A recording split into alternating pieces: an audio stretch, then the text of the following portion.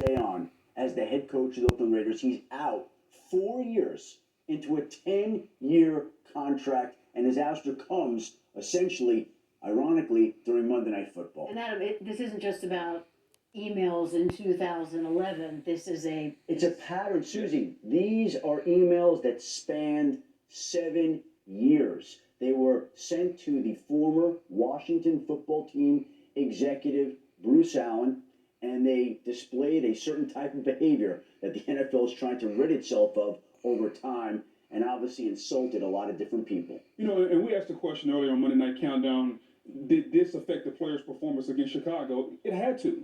And so as the players hear this, because most of the times you have Tuesday off, so we're sitting in our homes right now, Monday night, gathering all this news, and we're trying to process it. But at the end of the day, we know as players, we're going to move forward. So now in the locker room, instead of everybody whispering, hey, do you think John is this? Do you think John is that? Now we can digest it.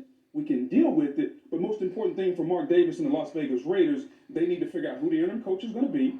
And let's move forward because we still have a long season to play. And I think that's the best thing for the players. That's why something had to be done.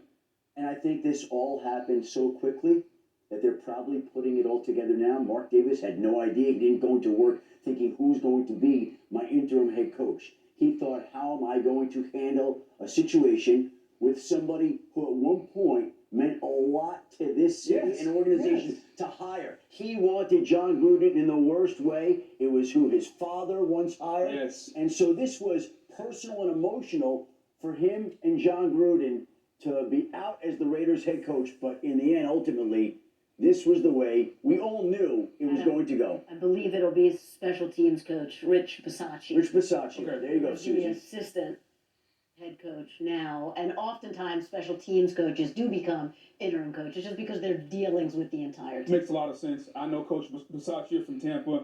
He can coach all aspects of the team. He knows, he has a relationship with all the players. He will do an outstanding job. He's been wanting to be a head coach on some level. So this is, again, John has to deal with his own issues. This is an opportunity for Rich moving forward. And there's good men in that organization. Rich Bisaccia, Gus Bradley, Rob Marinelli. There's some good men for the Raiders. They will figure out a way to lead these men forward. And for John Gruden, I don't want people to think that John is the only person out there that's doing this.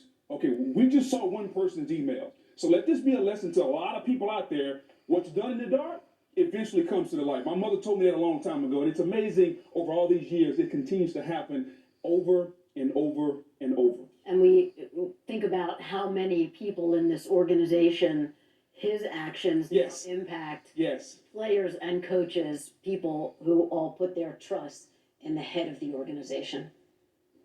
We'll be back.